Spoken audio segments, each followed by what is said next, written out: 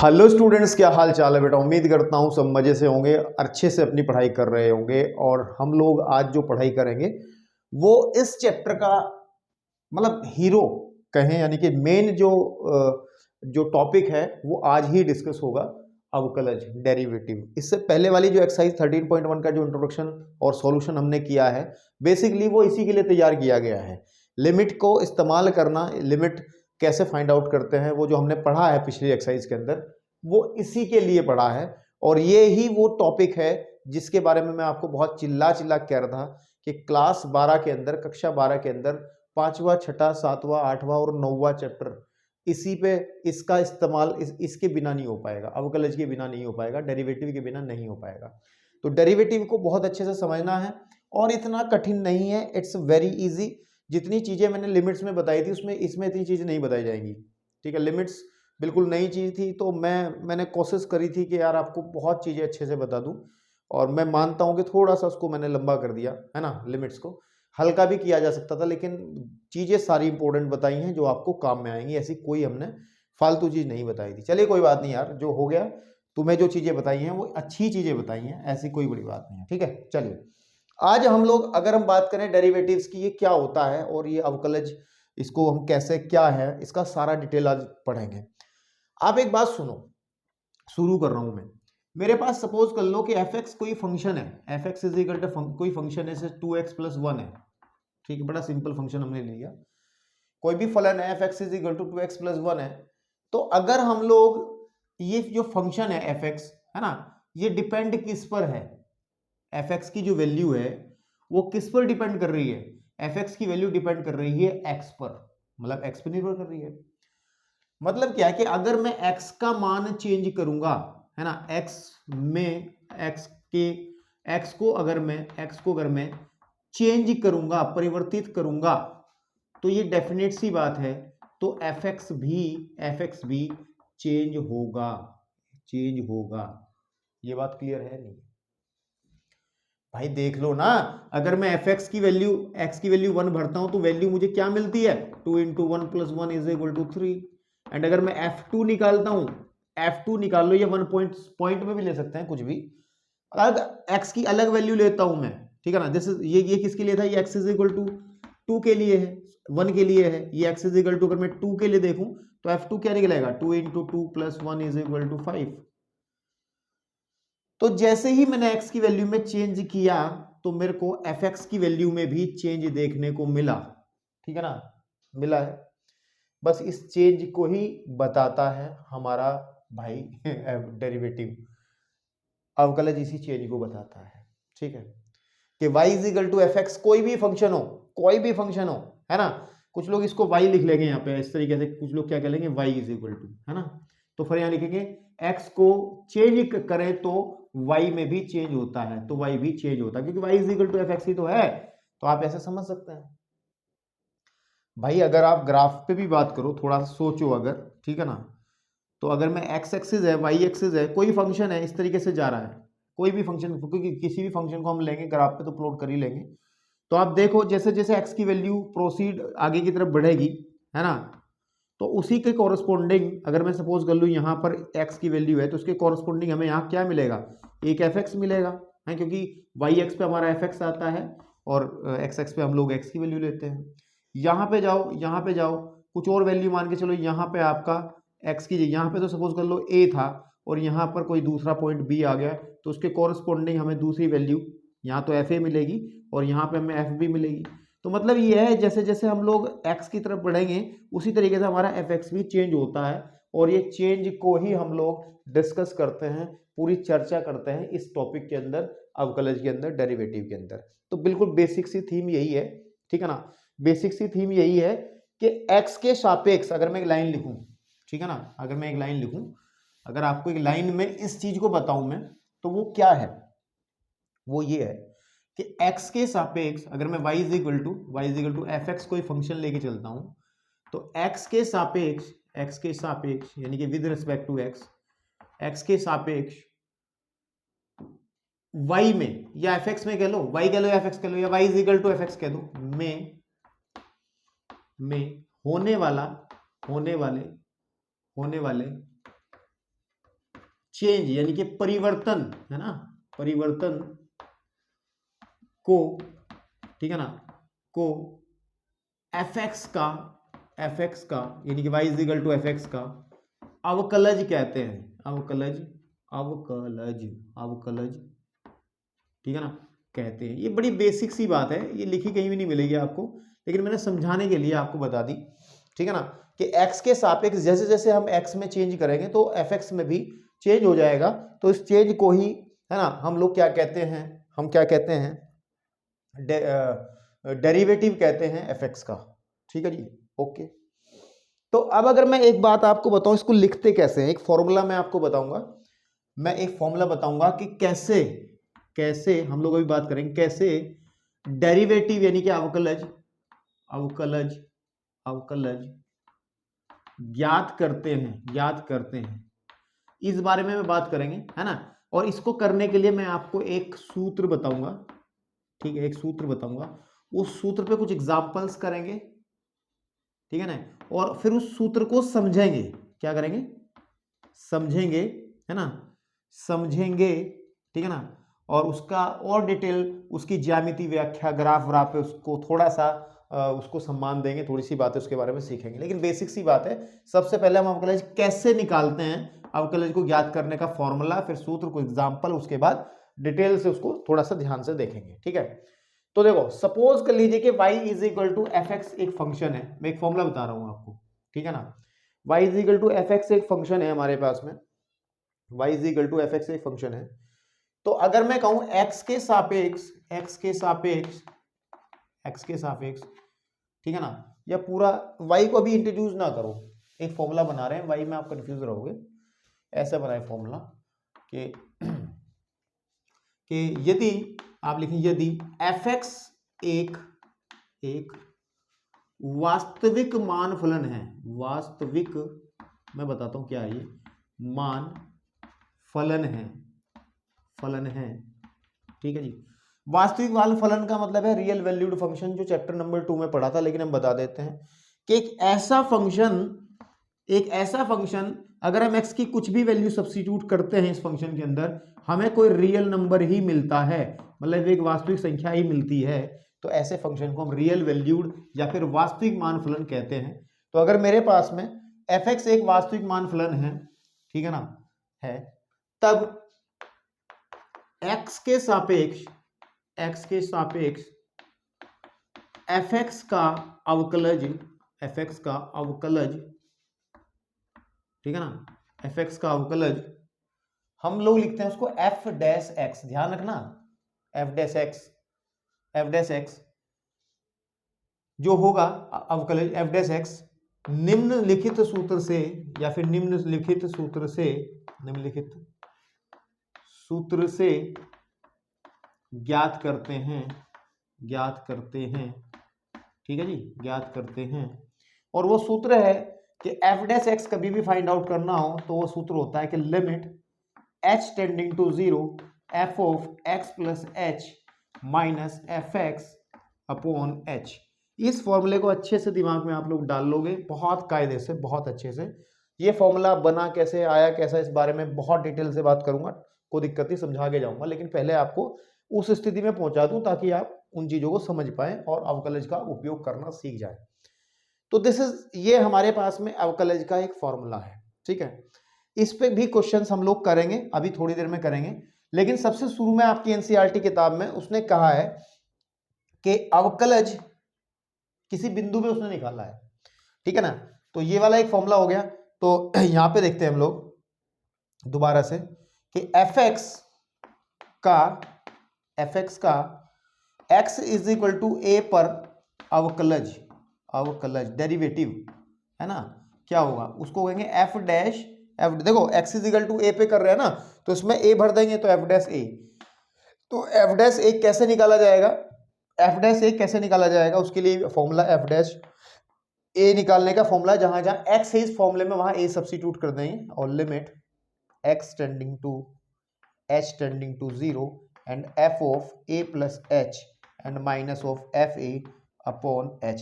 इस फॉर्मूले को भी आप चाहो तो याद कर लो, वैसे याद करने की जरूरत नहीं है। अगर ऊपर वाला याद है ना तो x की जगह a रिप्लेस करके, क्योंकि ये तो जनरल हो गया, ये तो कहीं भी हो गया है ना, इसमें हमने किसी पॉइंट की बात नहीं करी कि उस पॉइंट पे अवकलज निकालना है, ठीक है ना। ये तो जनरल फॉर्मूला हो गया, क्योंकि व्यापक सूत्र हो गया, ठीक है ना। दिस इज ए, ये तो व्यापक हो गया, व्यापक सूत्र हो गया, जिसमें आप x की वैल्यू जो भी रखोगे उसी पॉइंट पे आपका डेरिवेटिव, उसी पॉइंट पे आपका अवकलज निकल जाएगा। लेकिन अगर कोई पॉइंट हम लोग ले लें, कोई पॉइंट हम लोग ले लें x is equal to a पर हमें अवकलज निकालना हो, दैट्स वेरी सिंपल टू से कि हम लोग a की जगह, x की जगह a सब्स्टिट्यूट कर देंगे और हमारा फॉर्मूला इस फॉर्म में आ जाएगा। अभी आपको ये a h वगैरह की सब जानकारी मैं दूंगा, तो बेहतर तो ये है अगर मैं आपको समझाने की कोशिश करूं और आप समझ रहे हो, तो एफ डैश एक्स जो निकालते हैं बेसिकली वो एक लिमिट का क्वेश्चन ही बन जाता है, जो कि हमने पिछली एक्सरसाइज में किया है। और आपको सभी लिमिट्स के क्वेश्चंस को जैसे आपने सॉल्व किया है, लिमिट रख करके अनडिटरमिनेट फॉर्म ना बने और थोड़ा सॉल्व करना है, तो उस तरीके से आप इस पोर्शन को सॉल्व करेंगे, तब जाके आपको मजा आएगा, ठीक है। तो पहले कुछ एग्जांपल्स हैं जो कि बेस है इस पे, आप जो कुछ नोट करना चाहो कर लो। इस फॉर्मूले पे कुछ एग्जांपल्स हैं आपके एनसीईआरटी से, वो मैं आपको करा रहा हूँ फटाफट फटाफट। बहुत सरल काम है यार, ठीक है ना, बहुत ही सरल काम है, इजी से आप समझ में, अभी ये समझ में आ रहा होगा। तो जैसे इसमें कहा है ना, एग्जाम्पल नंबर 5 है, we are talking about example number 5, उदाहरण नंबर 5 है, ठीक है। और उसमें कहा है, आप देखें, x इज इक्वल टू 2 पर एक फलन दिया है मेरे को, फलन दिया है fx is equal to 3x, ठीक है, fx is equal to 3x का अवकलज ज्ञात करो। अवकलज मतलब डेरिवेटिव, अंग्रेजी में भी ध्यान रखना, डेरिवेटिव, ठीक है, ज्ञात करो। देखो एक सुनो मेरी बात, स्पेशल पॉइंट पे कहा है, तो इस फॉर्मूले को देखो, x is equal to a पर कैसे निकालते हैं, ऐसे निकालते हैं। तो a की वैल्यू 2 ले लेंगे और ये वाला फॉर्मूला सीधा सीधा अप्लाई कर देंगे। तो देखो कैसे निकाल लेंगे हम जब हल करेंगे इसको, तो f डैश x, चाहे फॉर्मूला यही लिख लो, आपको दिक्कत नहीं है, f dash x is equal to, ठीक है ना, या डायरेक्ट ये लिख लो, क्योंकि x इज इक्वल टू 2 पे करना ना, तो 2 ले लो इस फॉर्मूले में। क्या होता है formula, limit h tends to 0 f of 2 plus h minus f2 upon h। भाई समझ में नहीं आ रही बात, ये फॉर्मूला अप्लाई करा भाई, मैंने कुछ नहीं करा।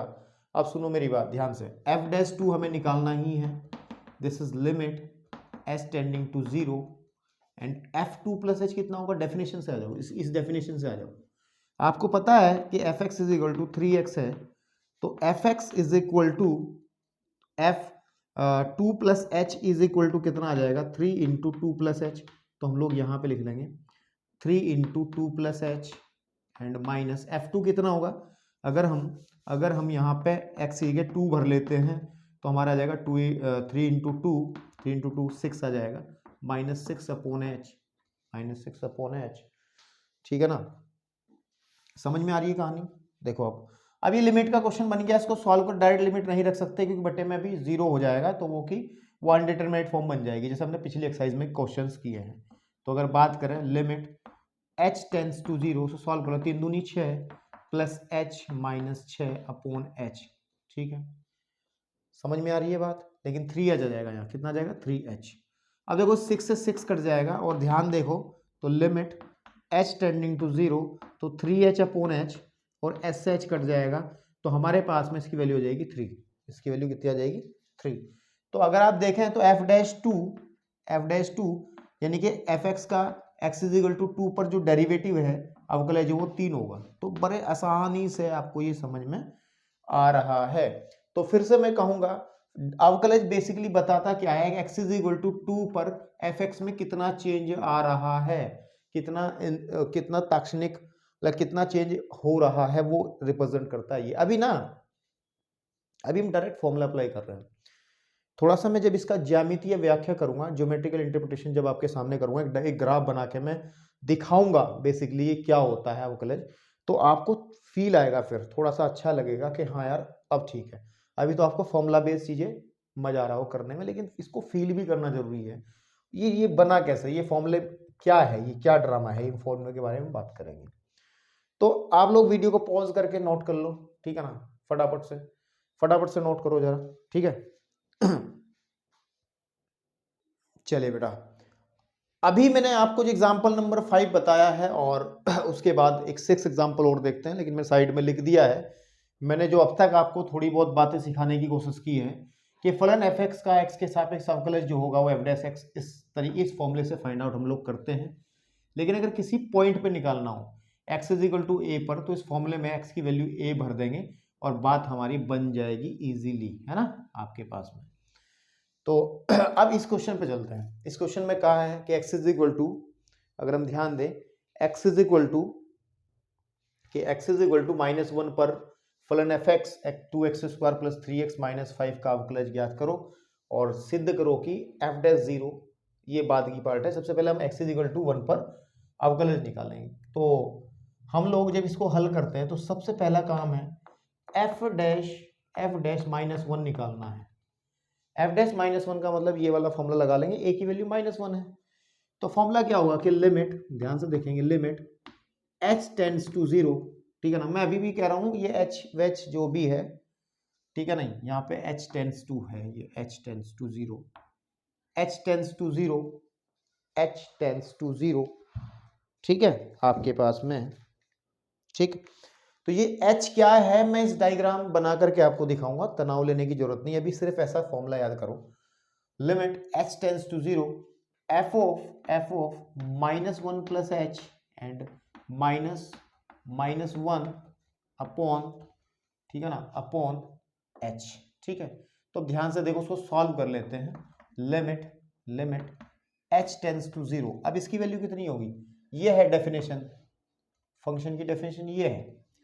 तो आ जाएगा हमारे पास में 2 इंटू -1 प्लस h का whole square and plus 3 into -1 plus h, ठीक है ना, और -5 अपॉन, ठीक है ना, नीचे की तरफ जाना पड़ेगा, यहाँ पे ये पूरा का पूरा नहीं हो पाएगा, तो आप लोग भी कंफ्यूज होने के चांसेस ज़्यादा रहेंगे। तो मैं यहाँ पे एफ डैश एक्स को यहाँ से शुरू कर लेता हूँ, एफ डैश -1 को। तो देखो लिमिट आपका पता ही है, limit x h tending to 0 है ही है, एंड इसकी वैल्यू बनेगी जहाँ जहाँ एक्स है वहाँ 1 -1 प्लस एच रख देंगे, तो आ जाएगा 2 इंटू -1 एंड प्लस एच का होल स्क्वायर प्लस के 3 into -1 plus H and -5 and minus, ठीक है ना, माइनस F1 का मतलब कितना रहेगा, ध्यान से देखेंगे, ठीक है ना, ध्यान से देखेंगे, 2 इंटू -1 का whole square and plus 3 into -1 and -5 upon h, ठीक है मेरे भाई। इसको सॉल्व कर लेते हैं। तो f डैश -1 जो सॉल्व होके आएगा वो हो जाएगा लिमिट h टेंड्स टू 0, और अगर मैं इसको खोल लेता हूं तो क्या बनेगा, इसको खोल लेता हूं, खोलना पड़ेगा या नहीं पड़ेगा, खोल लेते हैं कि 2 इंटू, देखो ये आ जाएगा a माइनस बी का होल स्क्वायर, तो a का स्क्वायर प्लस b का स्क्वायर माइनस 2ab यानी कि 2h, एंड ये आ जाएगा माइनस का 3 एंड प्लस के 3h -5, और माइनस अंदर क्या हो जाएगा 2 -3, है ना, माइनस का 3 नहीं रहेगा, प्लस हो जाएगा, क्योंकि माइनस यहाँ से एक माइनस ये वाला, और फिर प्लस का 5 अपॉन h, ठीक है। तो उसको अगर हम कैलकुलेट करें तो लिमिट h टेंड्स टू 0, तो अगर 2h स्क्वायर हम लोग यहाँ लिख लें और प्लस 2 माइनस 4h -3, देखो ध्यान से देखो, -3 एंड +3 कैंसिल आउट हो जाएगा, +5 and -5 is also cancel out, ठीक है भाई, ओके। तो बचा हमारे पास में कितना, हमारे पास बचा केवल और केवल, ठीक है, केवल और केवल 3h बचा, कितना बचा 3h। लेकिन एक चीज और बचनी, 2 भी तो बचना चाहिए ना, ये माइनस का 2 भी तो बचा है ना, -2 अपॉन h, ठीक है। इस 2 से 2 कैंसिल आउट हो जाएगा, ध्यान से देखिएगा, और ऊपर से आप h कॉमन निकालो, देखो लिमिट तो है ही h टेंड्स टू 0, ऊपर से h कॉमन निकाल लो, तो जब h कॉमन ऊपर से निकलेगा यहाँ बचेगा 2h -4, देखो 4 और 3 7 हो गया, तो इकट्ठा लिख लेता हूँ 7, ठीक है, and upon upon H, S से एच कैंसिल आउट हो गया, जीरो की वैल्यू रखो, जीरो की जब वैल्यू रखेंगे तो माइनस का 7, ठीक है, कितना आ जाएगा माइनस का 7, माइनस का 7 या माइनस का 1, ठीक है।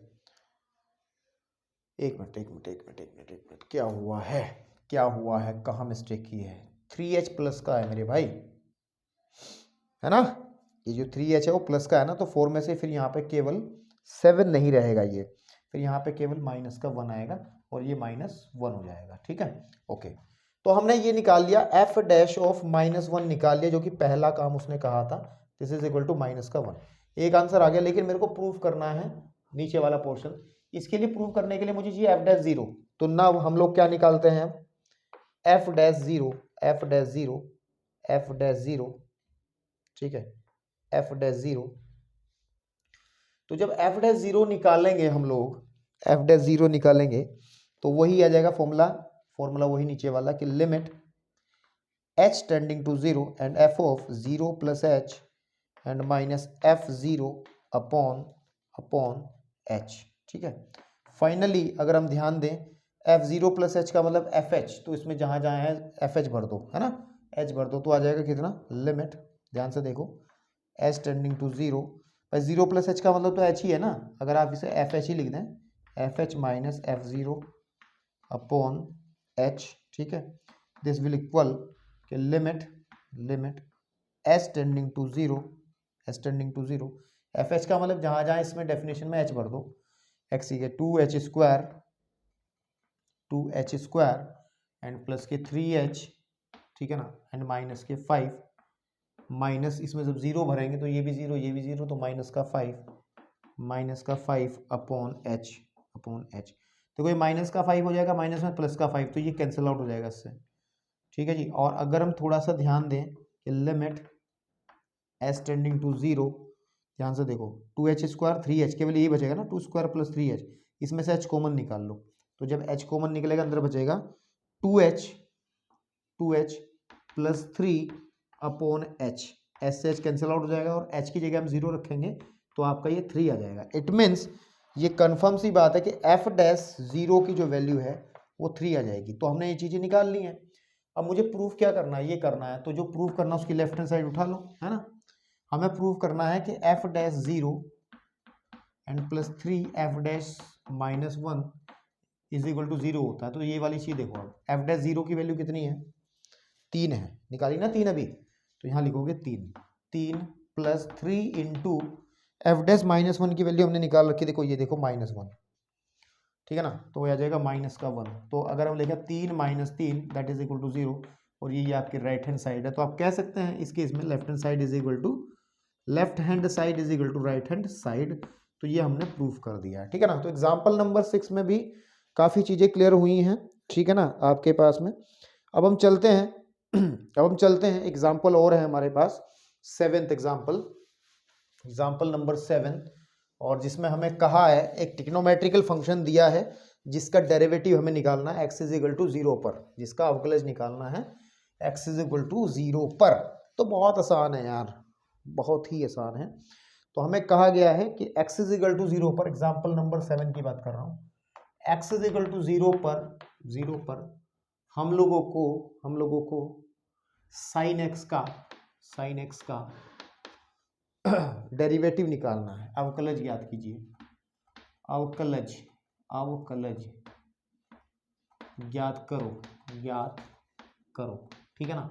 अब सुनो मेरी बात ध्यान से, सीधी बात है कि f डैश 0 हमें निकालना है, f डैश 0 हमें निकालना है। इट मीन्स वो वाला फॉर्मूला कि limit h tends to 0 f of 0 plus h minus f0 upon h। तो आप देखेंगे कि लिमिट h टेंड्स टू 0 तो चलता ही रहेगा, f0 प्लस h का मतलब हो जाएगा sine 0 plus h and minus sine 0 upon h। अब ध्यान से देखो, लिमिट h टेंड्स टू 0 और sine h upon h, because sine 0 होता है भाई, साइन h आ जाएगा ना, -0 अपॉन h ही तो है ये, यहाँ लिमिट एच टेंस टू 0 है। तो अब ये देखो, ये तो पिछले एक्सरसाइज में पढ़ गया, स्टैंडर्ड फॉर्मूला था, सैंडविच थ्योरम से आया था, याद करवाया था मैंने फॉर्मूला कि अगर लिमिट कभी भी x टेंडिंग टू 0 होता है और साइन x अपॉन x होता है तो उसकी वैल्यू 1 होती है। बहुत सारे क्वेश्चन इस पे किए हैं, तो डायरेक्टली इसकी वैल्यू हम लोग क्या लिख देंगे, 1 लिख देंगे। यही आपका इसका डेरिवेटिव है, x इज इक्वल टू 0 पर इसका ये डेरिवेटिव है, ठीक है ना आपके पास में। एक एग्जाम्पल नंबर अगर हम बात करें 8 है, और उस 8 को बहुत डिटेल से देखना है।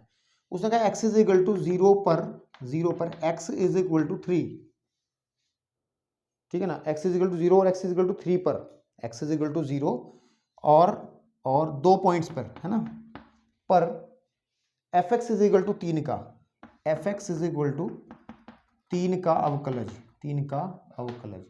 मेरे भाई अगर थोड़ा सा दिमाग है और लगा लो, आप याद करो तो आप सोच सकते हो। देखो fx अवकलज क्या बताता है, अवकलज क्या बताता है कि अवकलज बताता है कि fx के अंदर x के साथ कितना चेंज आएगा, कितना चेंज आएगा, है ना, परिवर्तन कितना होगा x के सापेक्ष। अब मेरी बात सुनो, ये पहले ये कांस्टेंट फंक्शन है, fx इज इक्वल टू 3 एक, कि क्या कहते थे उसको, जो हमने पढ़ा था कांस्टेंट फंक्शन को नियत फलन कुछ कहते थे, अचर फलन, सॉरी अचर फलन, क्योंकि इसमें कोई फेरबदल होगी नहीं है। इसका ग्राफ भी सिंपल बनेगा, x is equal to y is equal to कितना 3, तो y इज इक्वल टू 3, अगर ये 1 2 एंड 3 अगर हो जाए तो ये fx हो गया, fx इज इक्वल टू 3। तो अभी मुझे बताओ x के साथ साथ जब हम मूव करेंगे, आप थोड़ा सा दिमाग लगाओ अगर अपना, ये x एक्सिस हो गया, ये y एक्सिस हो गया, ये हमारा fx इज इक्वल टू 3 का ग्राफ है। मेरी बात सुनो, जब मूल बिंदु से हम x के साथ मूव करेंगे, ऐसे चलते रहेंगे इधर की तरफ, fx के मान में कोई चेंज आएगा क्या, बताओ मुझे। ये तो हमेशा 3 ही रहेगा, बिकॉज ये x पे डिपेंड ही नहीं कर रहा मेरे भाई। fx is equal to 3, x की वैल्यू कुछ भी रखो, 3 रख दो तब भी 3 रहेगा, f की वैल्यू 1000 रख दो तब भी ये 3 रहेगा, क्योंकि ये तो x पे डिपेंड ही नहीं कर रहा है, इधर की तरफ x है ही नहीं है। इसका मतलब क्या है, इसका मतलब इसमें कोई चेंज नहीं होगा, ये हमेशा कांस्टेंट रहेगा। नो चेंज का मतलब क्या होता है, कोई चेंज नहीं, मतलब 0। तो फिर इसके अवकलज जो है वो क्या आने चाहिए, 0 आने चाहिए। अवकलज क्या आने चाहिए, 0 आने चाहिए। चलो देखते हैं 0 आते हैं या नहीं आते, 0 आते हैं या नहीं आते हैं। देखो ध्यान से ध्यान से, मैं निकाल रहा हूं x is equal to f dash 0 निकाल रहा हूं मैं, f dash 0 that's limit h tends to 0। मैं जो बता रहा था आपको समझ में आई बात, जो मैंने ग्राफ से भी समझाई है। बिकॉज ये क्या है बेसिकली भाई, fx इज इक्वल टू 3 दिया है उसने, मैं शायद लग रहा है मुझे समझा नहीं पाया मैं आपको। fx इज इक्वल टू 3, तो सीधी सी बात है, y is equal to fx होता है ना, तो y इज इक्वल टू 3, और y इज इक्वल टू 3 को अगर हम ग्राफ पे ड्रॉ करते हैं ना, x एक्सिस y एक्सिस और ये हमारे पास में 0, तो वो 1 2 3 y इज इक्वल टू 3 वाली लाइन ये जाएगी x एक्सिस के समांतर। बिल्कुल ठीक बात है। अब मेरी भाई बात सुनो, अभी इसकी इस लाइन पे कहीं भी जाओगे तो fx इज इक्वल टू हमेशा ही, या फिर y इज इक्वल टू हमेशा ही 3 रहेगा। अब आप x का मान कितना ही बढ़ाते रहो, इसको बढ़ाते रहो, कोई फर्क पड़ रहा, वो हमेशा 3 ही है। तो जब ये फंक्शन ही कांस्टेंट है तो उसमें जो परिवर्तन होगा वो भी 0 होगा। अब देखते हैं 0 आता नहीं आता, इस फॉर्मूले से देख लेते हैं 0 आता नहीं आता।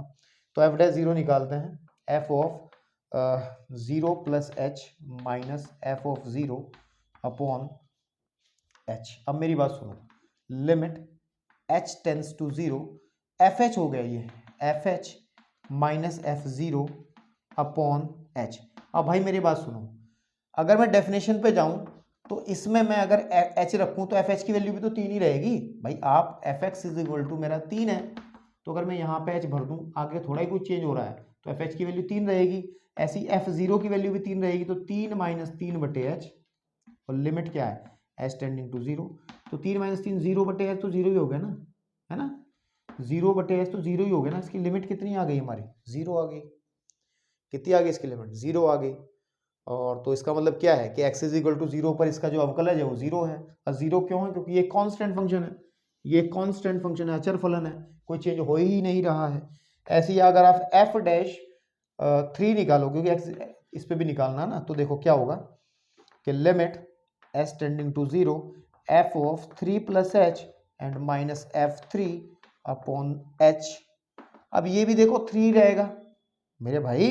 भाई f x is equal to 3 है ना, तो आप इसकी जगह x से कुछ भी करोगे 3 आएगा, कांस्टेंट है, तो limit s tends to 0 and 3 minus 3 upon h, ये भी हमें 0 देगा। तो अगर इस तरीके कोई फंक्शन है तो उसमें चेंज ही कुछ नहीं होगा, उसका अवकलज हमेशा 0 रहेगा।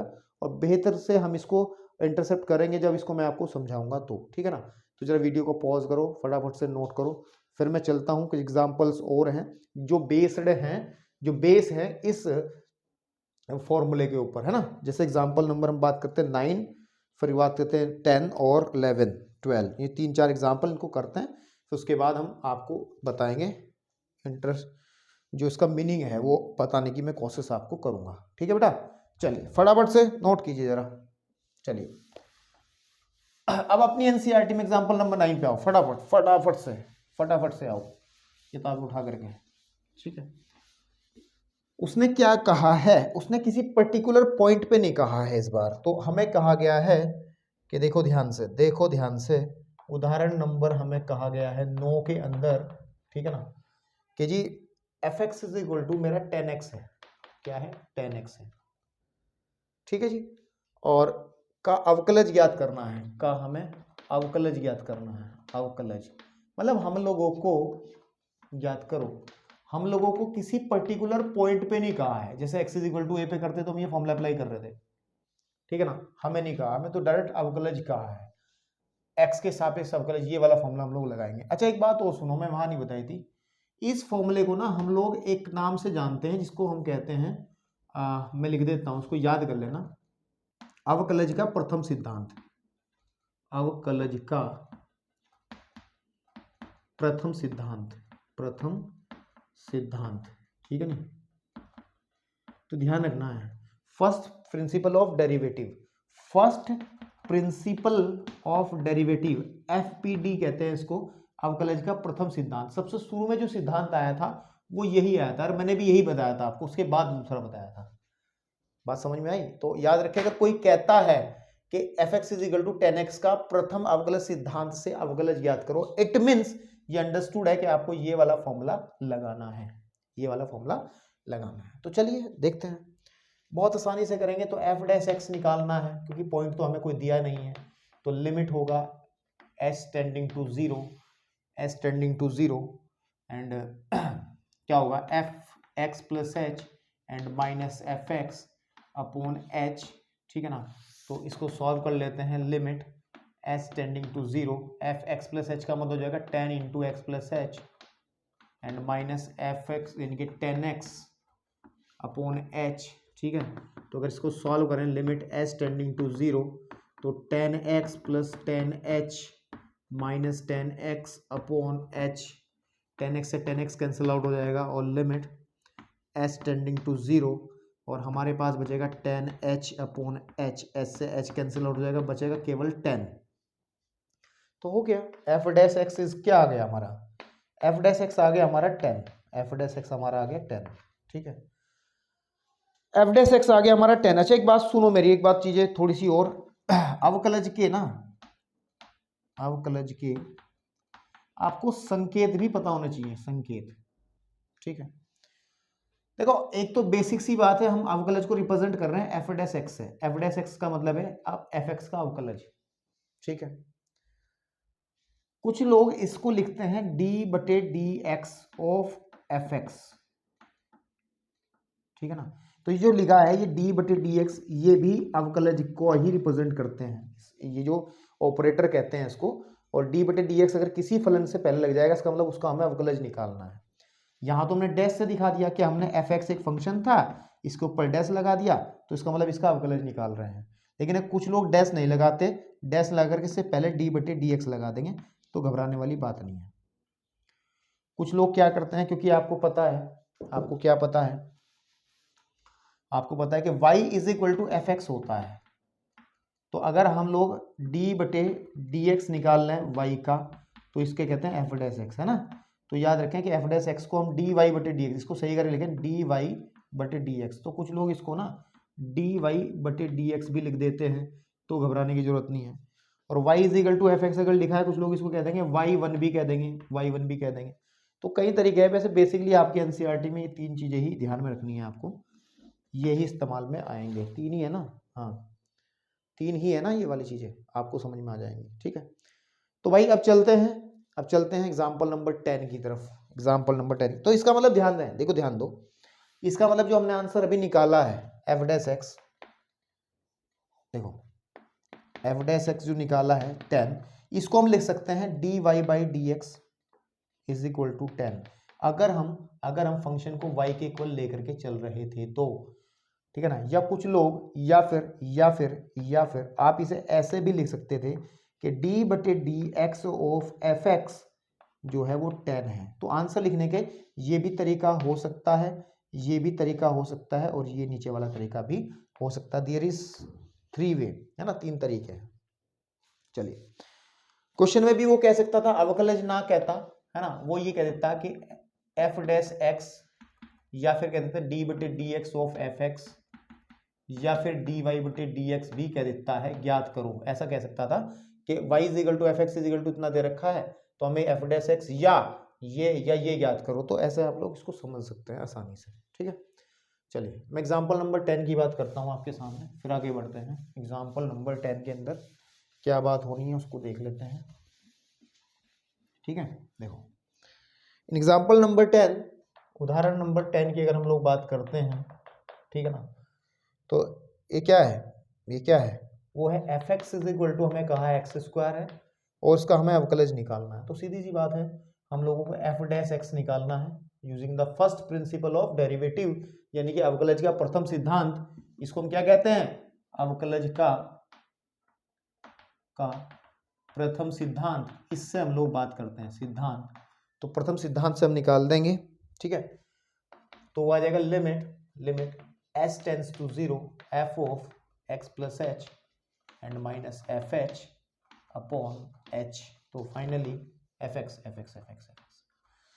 फाइनली, तो जब रखेंगे तो आ जाएगा हमारे पास में limit s tends to 0 x plus H का whole square and minus X square upon h। तो जब सॉल्व करते हैं तो limit s tends to 0 X square plus H square plus के 2h and minus X square upon H, S square cancel out हो जाएगा, और लिमिट h टेंस टू 0, और अगर मैं h कॉमन निकाल लूँ इनमें से तो बचेगा h प्लस 2 अपॉन h।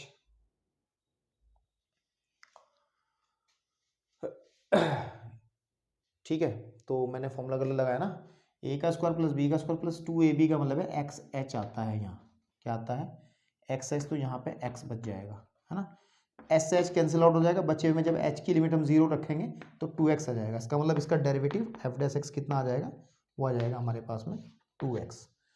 क्या आ जाएगा हमारे पास में बेटा, 2x आ जाएगा। ठीक है ना।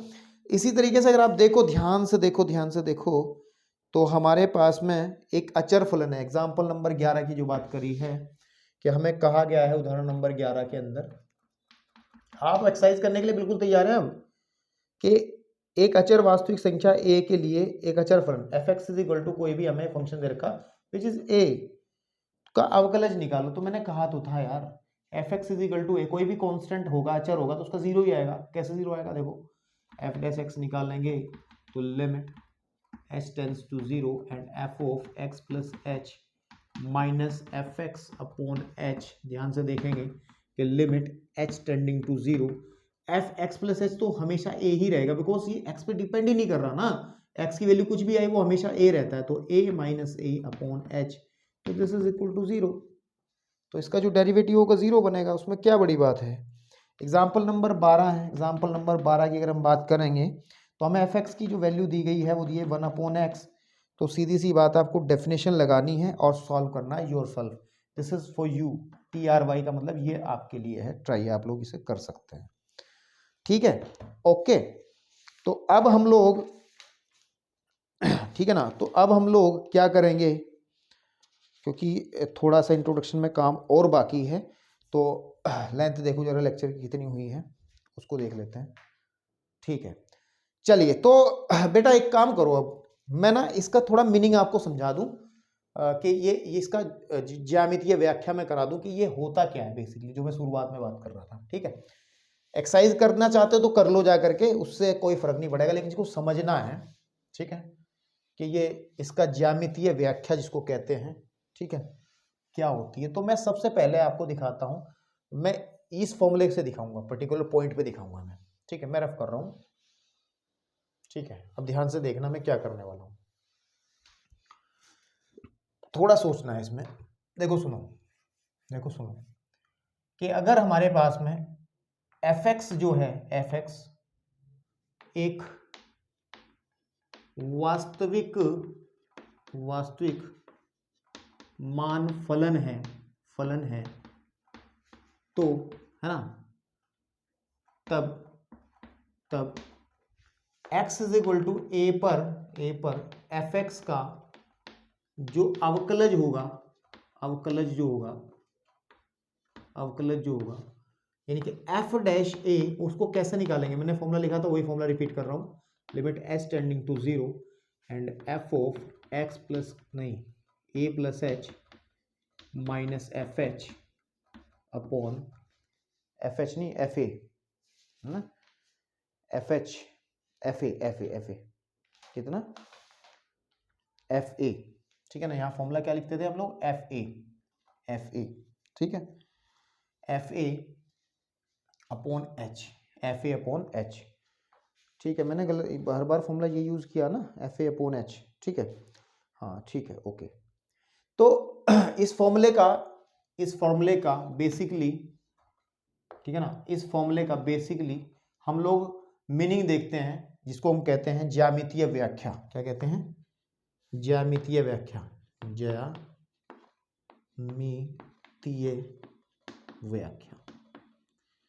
मतलब इसका मीनिंग समझते हैं कि ये कैसे क्या बना। देखो सुनो, सपोज कर लो, यहाँ थोड़ा सा ध्यान देंगे, ग्राफ पे ये एक्स एक्सिस हो गया, ये वाई एक्सिस हो गया, और आपको पता है एक्स एक्सिस के ऊपर हम लोग एक्स की वैल्यूज को कंसीडर करते हैं, और इस वाई एक्स के ऊपर हम लोग एफ एक्स की वैल्यूज को कंसीडर करते हैं। एक्स जैसे जैसे आगे बढ़ता है एफ एक्स भी उस हिसाब से चेंज होता है, ठीक है।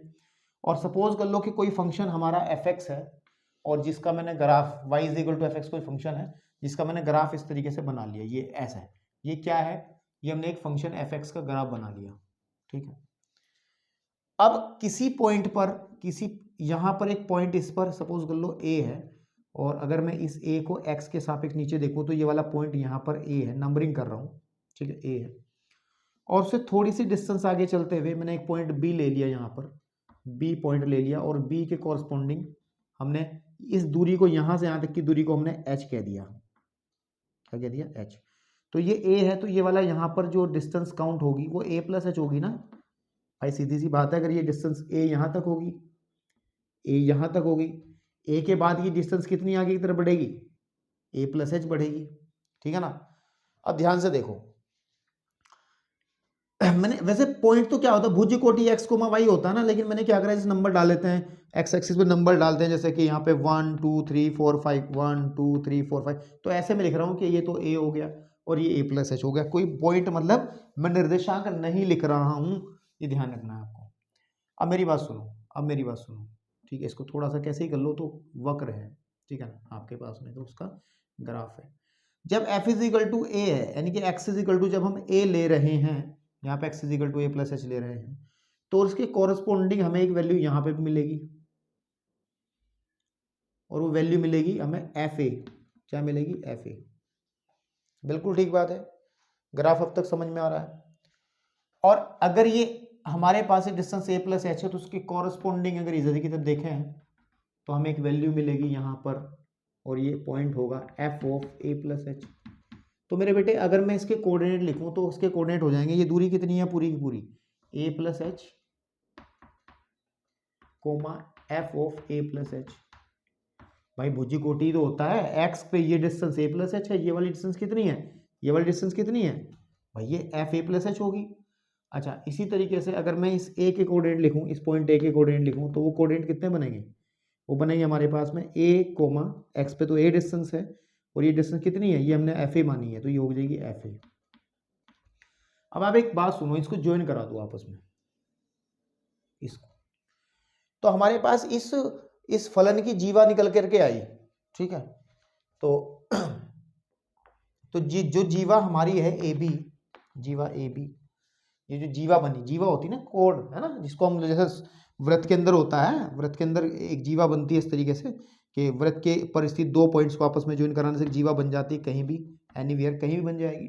तो ऐसे ही ये कोई वक्र था जिसका कुछ हिस्सा हमने लिया है और उस वक्र के दो पॉइंट्स पे हमने दो पॉइंट्स को ज्वाइन कराया, आपस में मिलाया, तो हमारी जीवा निकल करके आई। अगर जीवा की अगर मैं इस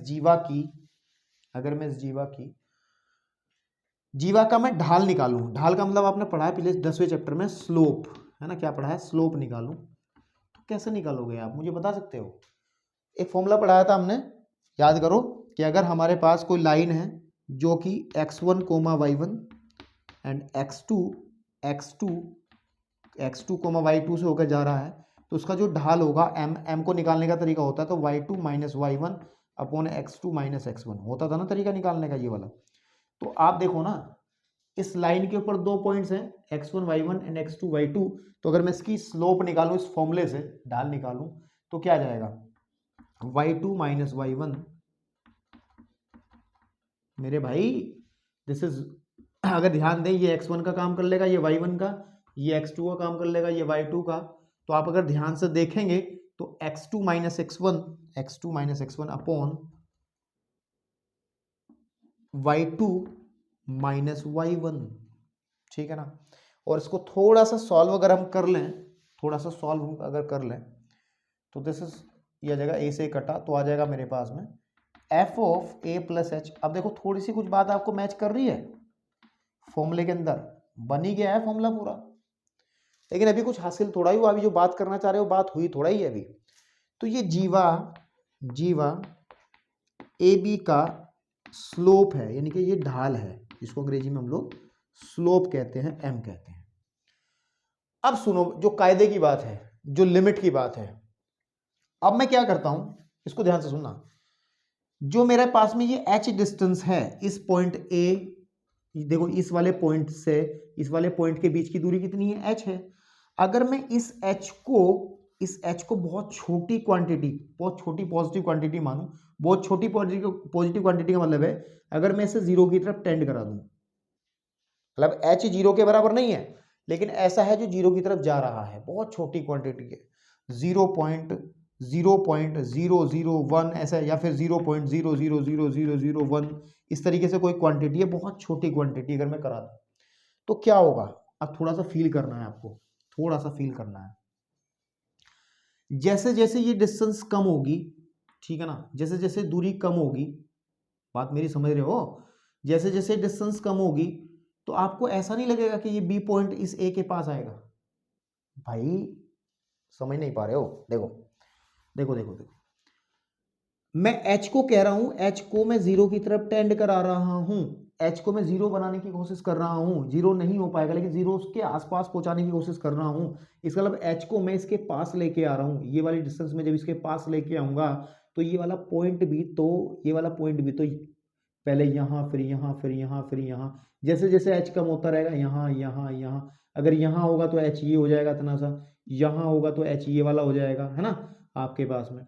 तो ये h जैसे जैसे कम होगा, जैसे जैसे ये h कम होगा, ठीक है ना, ऐसे ही ये पॉइंट्स b पॉइंट जो है वो a के पास आता चला जाएगा।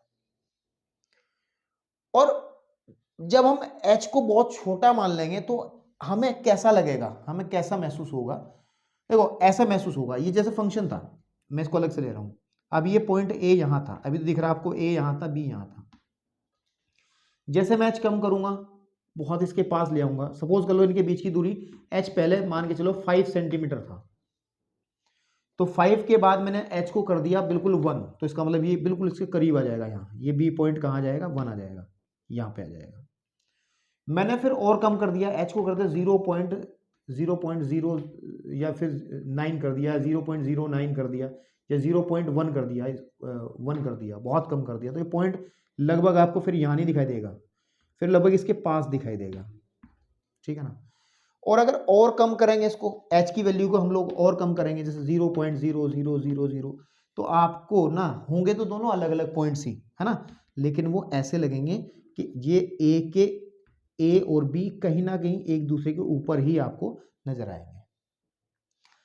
फिर ऐसा क्या होगा, देखो ध्यान से, ये तो a था, ये बी था, बी भी यहीं आ गया। तो जो जीवा बन रही है ए बी, वो तो इन दोनों पॉइंट्स को मिलाने से बन रही है ना ए बी को। भाई ए बी कैसे बन रही है, ए बी कैसे बन रही है, ये एक वक्र था, ये ए था, ये बी था, तो ए को बी से मिलाने से ही तो जीवा बन रही थी। जब मैं इनको जीवा को मिलाऊंगा और जब ये पास पास आ गए तो फिर हमें एक लाइन ऐसी मिलेगी, ऐसे करते हुए, फिर वो उसकी जीवा नहीं होगी। जब ये हम लोग इस पे लिमिट लगा देंगे कि h 0 की तरफ जा रहा है, तब ये जीवा जीवा नहीं रहेगी, तब ये इस वक्र, इस फलन की एक स्पर्श रेखा के तरीके से काम करेगी। कैसे करेगी, स्पर्श रेखा के तरीके से। तो हम यहां पे एक लाइन लिख सकते हैं, फिर अभी देखेंगे कि यदि h टेंड्स टू 0 तो जीवा ए बी, ठीक है ना, जीवा ए बी बिंदु ए पर स्पर्श रेखा की तरह कार्य करेगी। मतलब फिर क्या हो जाएगा, मैं h टेंड्स टू 0 तो इस फॉर्मूले को पूरे को बदल देंगे, फिर लिखेंगे यहाँ पे जीवा की जगह स्पर्श रेखा आ जाएगी, तब स्पर्श रेखा, फिर लिखेंगे बिंदु ए पर स्पर्श रेखा की जो ढाल है वो कितना बन जाएगा, क्योंकि इसमें लिमिट लगा देंगे हम, limit h tends to 0 f of a plus h and minus का एफ ए अपॉन h। और यही तो क्या होता है, यही तो डेरिवेटिव होता है। इसका मतलब क्या हुआ, इसका मतलब ये हुआ कि f डैश a क्या है। यहां से अगर हम थोड़ी सी जगह ऊपर, यहां मैं इस्तेमाल करता हूं ये वाली जगह थोड़ी सी, इसका मतलब f डैश a क्या है, f डैश a जो है x is equal to a पर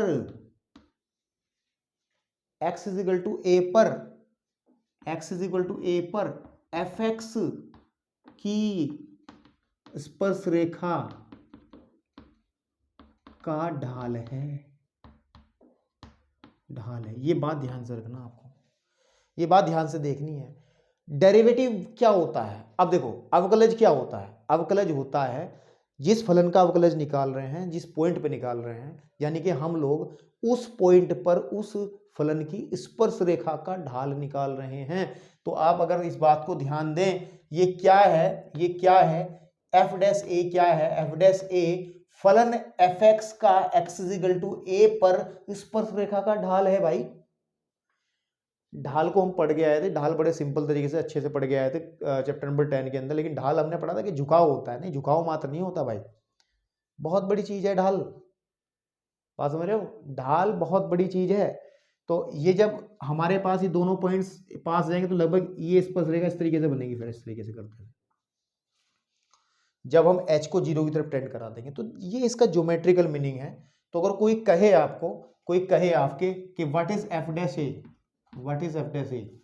एफ डैश ए क्या है, अगर कोई पूछे तो कहोगे आप एफ डैश ए क्या है कि x इज इक्वल टू ए पर फलन एफ एक्स की स्पर्श रेखा का ढाल है, ये डेरिवेटिव, ये ध्यान रखना है आपको। तो ये फॉर्मूला इस तरीके से डेवलप होता है।